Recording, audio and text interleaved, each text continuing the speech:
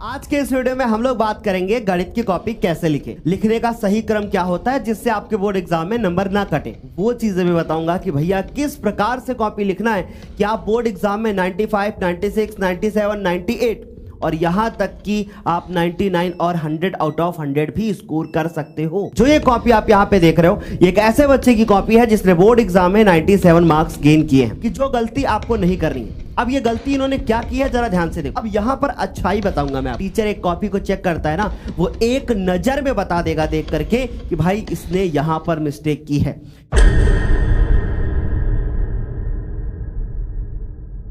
तो चलिए शुरू करते हैं आज के इस सेशन को। सबसे पहली बात, जो ये कॉपी आप यहाँ पे देख रहे हो, ये एक ऐसे बच्चे की कॉपी है जिसने बोर्ड एग्जाम में 97 मार्क्स गेन किए हैं और किस तरीके से उसने लिखा था उसके बारे में हम लोग यहाँ पे डिस्कस करेंगे। देखो, सबसे पहले बच्चे ने क्या लिखा, प्रश्नोत्तर नंबर 1 का ऐसे नहीं लिखना है।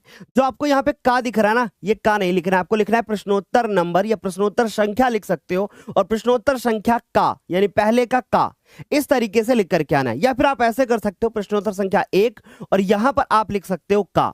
आप ऐसे भी लिख सकते हो, राइट। बाकी इसने बहुत अच्छी तरीके से लिखा है। एक गलती जो इसके नंबर्स को काट सकती थी, वो गलती क्या है कि भैया इसने बराबर के नीचे यहां तो बराबर लगाया, लेकिन यहां पर इसके बराबर के नीचे सही से बराबर नहीं लगा हुआ है। जैसे यहां पर भी बराबर के नीचे सही से बराबर नहीं लिखा हुआ है ना। तो भैया बराबर के नीचे सही से बराबर लगाना है। वैसे नंबर इन सब चीजों के कटते नहीं है, लेकिन कॉपी देखने में बड़ी अच्छी लगती है यदि आप बराबर के नीचे बराबर लगा रहे हैं। ठीक है, अब बात करते हैं सर, मान लीजिए कि हमें रफ काम करना होगा तो हम किधर करेंगे। अब मान लीजिए पूरी की पूरी आपकी ये कॉपी है, आपको रफ काम करना है, तो आप यहां पे एक लाइन खींचोगे और उसके बाद यहां पर आप लिख दोगे रफ। जो भी आपको रफ काम करना है वो रफ काम आप यहां करोगे और करने के बाद फिर आप इसको एक लाइन से ऐसे काट दोगे। ठीक है, इस तरीके से रफ काम। अब कुछ लोग कहते हैं कि भैया रफ काम जो होना चाहिए वो कॉपी के पीछे करोगे।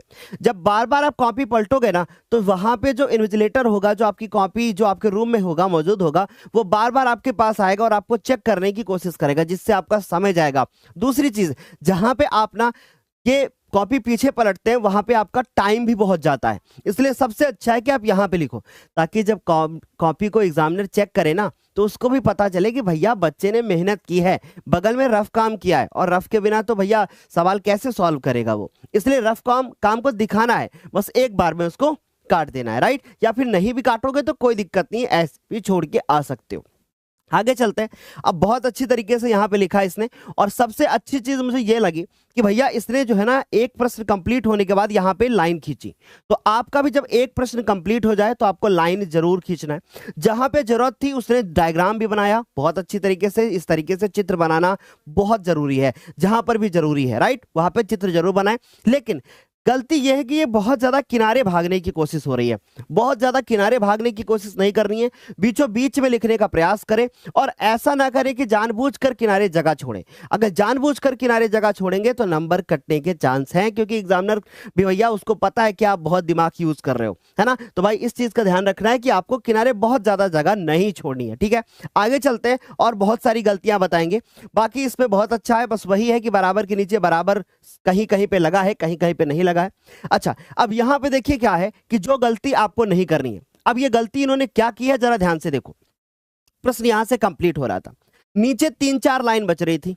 अब इन्होंने क्या किया ना कि यहीं से प्रश्न को शुरू कर दिया। ये गलती आपको नहीं करनी है। आपको यहां पे बिल्कुल भी गलती नहीं करनी है कि भैया प्रश्न यहीं से शुरू कर दो, ऐसा नहीं करना है। आपको जैसे 2-3 लाइन बची थी ना, तो ये लाइन जो यहां खींची है ना, इसको ये यहां खींच सकते थे, यहां पे ये लाइन खींची जा सकती थी। ठीक है, तो इससे क्या होता है कि थोड़ा सा स्पेस ऊपर से और थोड़ा सा यहां से कवर हो गया। अब जब प्रश्न को स्टार्ट करें तो कहां से करें, नए पेज से करें।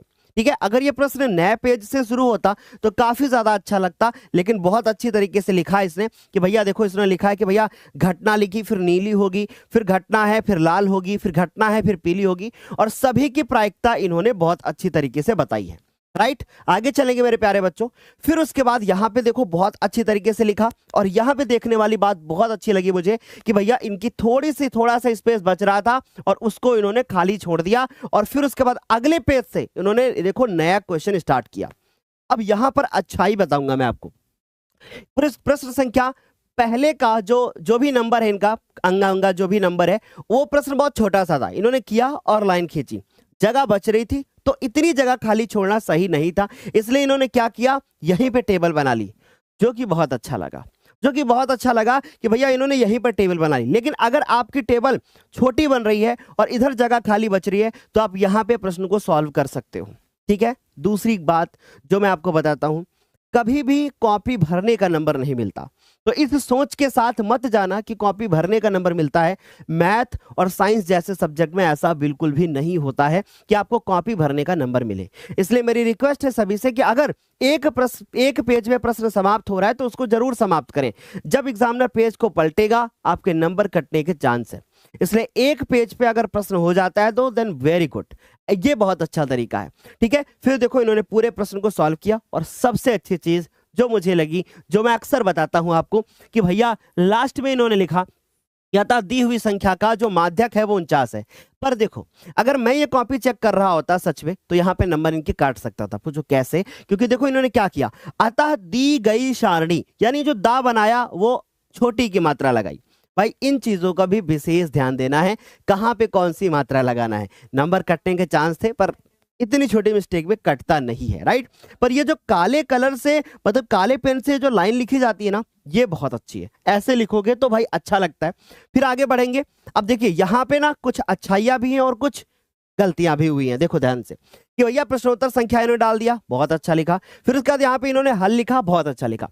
हल के बाद इन्होंने एलएचएस लिखा और जो इनका एलएचएस था वो एलएचएस इन्होंने उतारा, बहुत अच्छा, यहां तक तो सब कुछ ठीक था।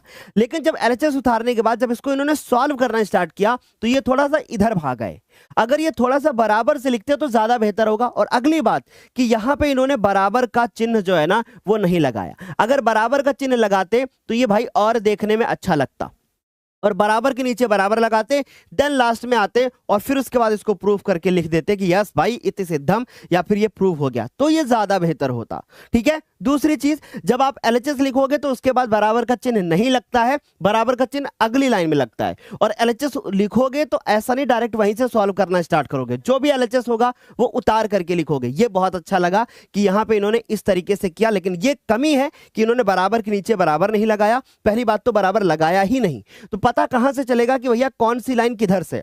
और ये बहुत ज्यादा पास पास लिखा हुआ है, थोड़ा सा दूर लिखे और उसके बाद हो सके तो बराबर का चिन्ह जरूर लगाएं। ये बहुत ही ज्यादा पास हो गया, तो इतनी ज्यादा पास लिखने की आवश्यकता बिल्कुल भी नहीं है। अब मैं आपको एक बात बताता हूं, आज आपको गणित की कॉपी लिखने का एकदम सही तरीका कि ये वाली गलती बिल्कुल भी करनी ही नहीं है, तो इस गलती के नंबर कट जाते हैं, ये बात हमेशा याद रखना, ठीक है। चलिए आगे चलते हैं बच्चों। लास्ट में इन्होंने ये प्रूफ कर दिया। फिर जब इन्होंने आरएचएस उठाया, यहां पर भी वही गलती है कि बराबर के नीचे बराबर का चिन्ह नहीं लगाया। अच्छा, लास्ट में इन्होंने लिख दिया कि एलएचएस बराबर आरएचएस, बहुत अच्छा लगा कि इन्होंने एलएचएस बराबर आरएचएस लिखा। फिर उसके बाद बात करते हैं प्रश्नोत्तर नंबर, ये आपको दूसरे का जो खा नंबर है, बहुत अच्छा लगा। फिर इन्होंने जगह बची थी तो बहुत अच्छे से लिखा कि समीकरण 1 को ए से गुणा तथा 2 को बी से गुणा करने पर, बहुत अच्छे तरीके से लिखा गया। फिर उसके बाद ये लिखते हुए यहां पर आए और यहां पर ये कंप्लीट हुआ। अब मैं आपको एक बात बताता हूं, बहुत ध्यान से सुनना। ये वही बच्चा है जिसके बोर्ड एग्जाम में 97 मार्क्स हैं और ये झिलमिल प्रजापति की कॉपी है। वो हमारे घर के बहुत पास में रहती हैं। उनका जब ये कॉपी जब उन्होंने मुझे बोर्ड पेपर से पहले लिख करके दी थी तो सेम गलतियां मैंने उनको बताई थी कि ये गलतियां नहीं करनी है। लेकिन पिछले वर्ष मैं इस कॉपी का वीडियो अपलोड नहीं कर पाया था, इसलिए मैं इस कॉपी का वीडियो इस साल अपलोड कर रहा हूं कि भैया इस बार जो हमारे बच्चे और है ना वो गलतियां ना करें। तो आप समझ गए होंगे कि ये कॉपी कब की है और मैं किस तरीके से लिखने का एक तरीका बता रहा हूं। और ये जो सारी गलतियां उन्होंने नहीं अपनाई थी बोर्ड पेपर में करते टाइम में कॉपी, क्योंकि हमारे द्वारा उनको ये सारी जो पहले से गलतियां थी वो बता दी गई थी, राइट। तो चलिए आगे बढ़ते हैं। अब यहां पे जरा ध्यान से देखो, बहुत अच्छा लिखा, बराबर के नीचे बराबर है, जो दिया है वो दिया हुआ बहुत अच्छे तरीके से लिखा, जो निकालना है उसके सामने क्वेश्चन मार्क है।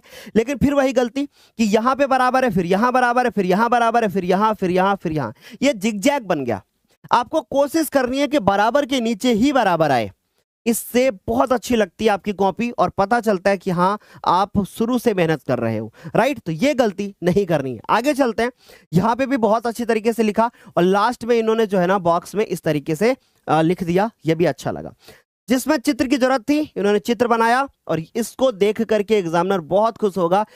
अगर इसको देखा और इसमें कोई भी गलती हो भी गई इन केस, तो नंबर नहीं कटते हैं बहुत ज्यादा।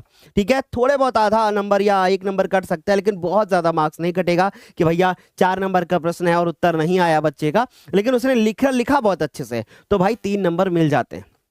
इस बात का ध्यान रखना कि लिखने का तरीका आपको अच्छा नंबर दिलाएगा। लास्ट में फिर वही बात कि भैया अतः करके इन्होंने लिखा, बहुत अच्छा।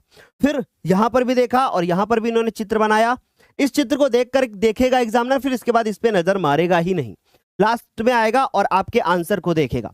अच्छा, अब कुछ बच्चे बोलते हैं क्या सर स्टेप मार्किंग के मार्क्स मिलते हैं क्या? बिल्कुल, एक एक स्टेप के मार्क्स मिलते हैं। देखो कैसे एग्जामिनर कॉपी चेक करता है और उसके दिमाग में क्या होता है।